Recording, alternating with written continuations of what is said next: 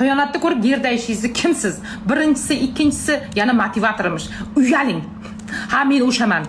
Erini xiyonatini kechirgan, oilasini saqlab qolgan va ba'zi bir o'zbek, g'ururli o'zbek ayollarimizni g'ururini sindirib qo'yayotgan, internetga chiqib bu gaplarni aytib, ayollarni noto'g'ri yo'lga ergashtirayotgan menman.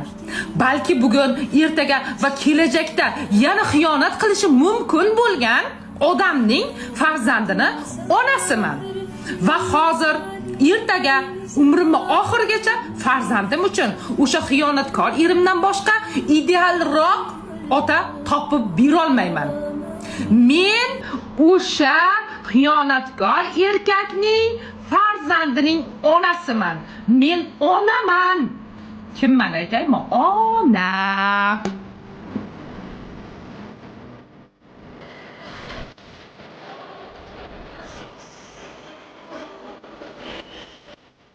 Er xotinni qattiq sevishini, xotini shu sevgiga arzishini bitta belgisi bir so'z bilan ayting.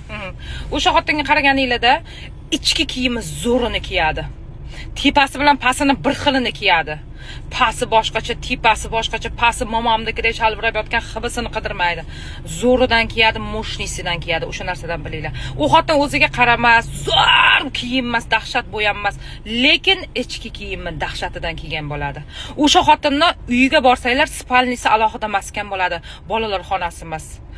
Spalnisiga kirganinglarda atir hidi keladi, chiroyli pastellar solingan bo'ladi. Shkafini ochganinglarda har xil pinoarlar, ichki kiyimlar, o'zini sevuvchi narsalar turgan bo'ladi.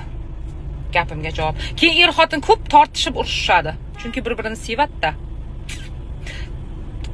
Ichki kiyimni zo'ridan kiyish kerak. Ham o'zinglarni sevasizlar, ham eringlar sevadi sizlarni. Bu isbotlangan narsa qizlar. Ham baxtli his qilasizlar, ichingizdan baxt garmoni ishlab chiqazadi. Pastga atmetga qildim. Sizdan nima gap? Bugun erimni yana xiyonatda ushladim. Shundan keyin o'ylab qoldim. Sizga oila, turmush, er, hayot haqida biron bir gap gapirishga haqqim bormi yoki yo'q?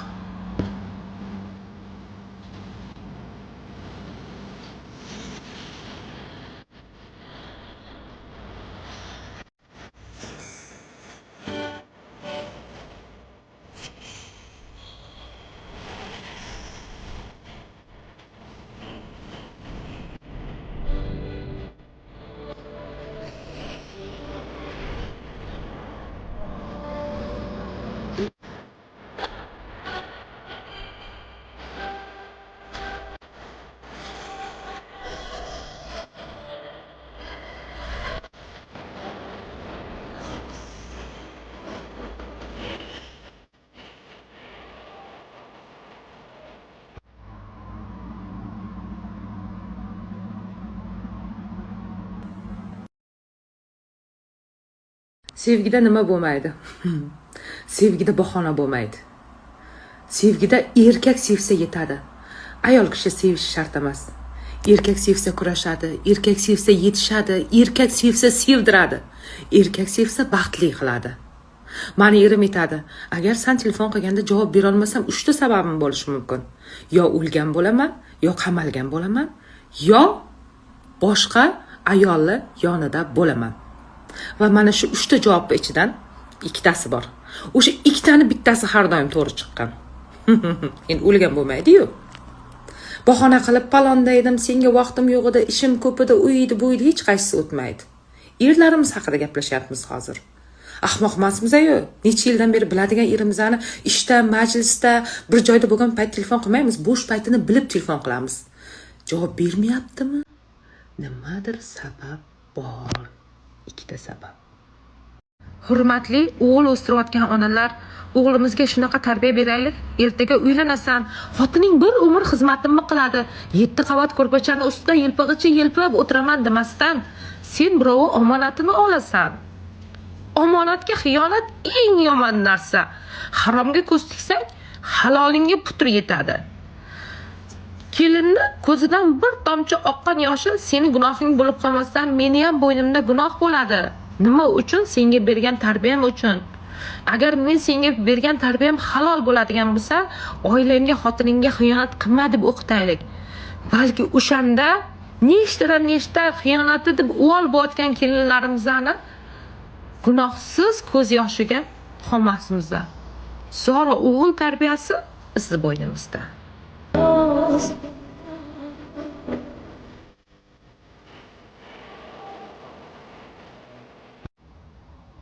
Xiyonat haqida haqiqat ayting, uncha-munchasi bilmaydigan. Eringlar o'ynash qildi, bilib qoldinglar. Keyin sizlar yoningga tavba tazarruk, kechir, boshqa qilmayman dedi. Sizlar ishonasizlar, lekin xato qilasizlar. Uzog'i bir hafta. U yog'iga o'ynashiga bog'liq. Agar o'ynashini xotinim o'lgan, xotinimni sevmayman, xotinim rak yaqinda o'ladi, bizni oramizda hech narsa yo'q deb aldagan bo'lsa va o'ynashi haqiqatni bilib qolib, eringlardan yuz o'girmasa, eringlar qaytmaydi.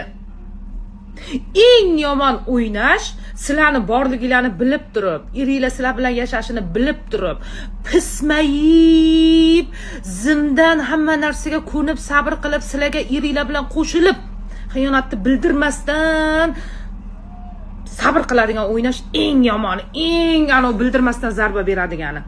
O'shaning uchun gohida eringlarga jazmanni iymonli, insofidan ham so'rab qo'yinglar. Agar yurong'ichi er bo'lsa, haqiqat.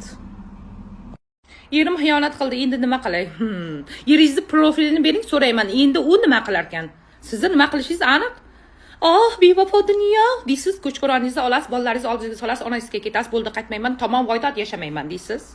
Bu yoqda eringiz jazmaniga telefon qilib, "Alo jonim, aytuvdim-ku ketqizaman deb ko'nglim yo'q. Mana 5 yildan beri birga yashaymiz. 3 ta bola, 5 yilda 3 ta bola. Yo'q, meni aloqam yo'q, laylak tashlab ketgan. Men sevmayman, birga yotmayman" deydi. Jazman bo'lsa, ketqizaman degandim-ku deb o'rtalariga aytib maqtanib, eringizni soqqasini silishiladi.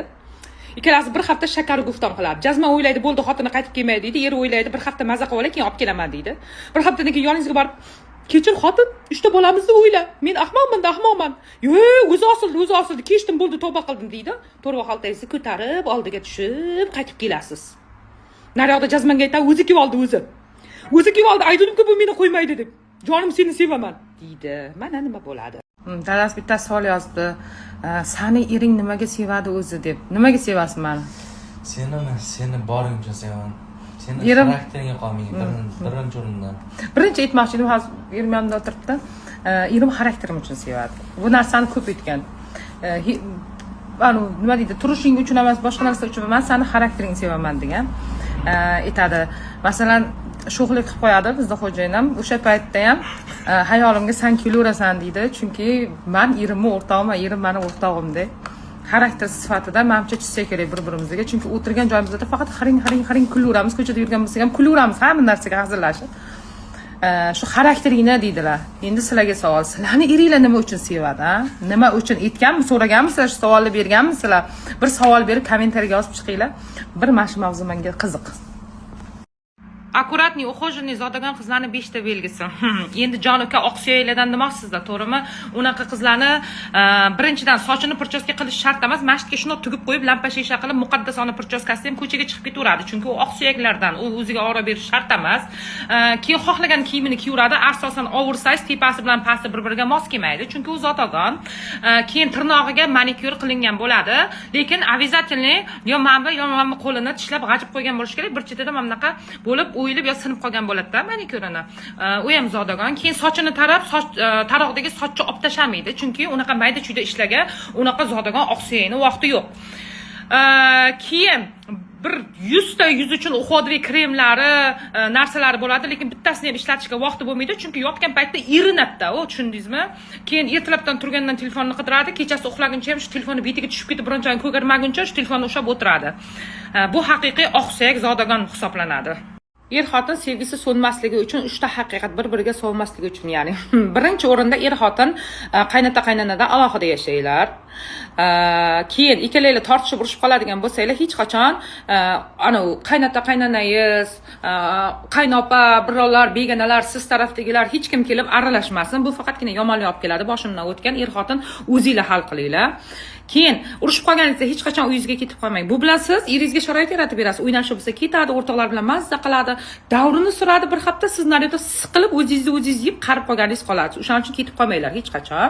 Keyingisi ertalab turganda обязательно er-xotin quchoqlashish kerak. Fakt bu ham. Va keyingisi haftada bir marta birgalikda ovqat qilinglar. Keyin haftada bir marta bo'lsa ham onangizga borasizmi yo eringiz biron joyga ketadimi bir-birlarini ko'rmanglar. Ya'ni orada sog'inch bo'lishi uchun. Bo'lmasa har kun ko'raversanglar ham xit bo'lib ketasizlar-da. Qolgan faktlarni sizlarga kommentariyada meni podpischiklarim aytadi.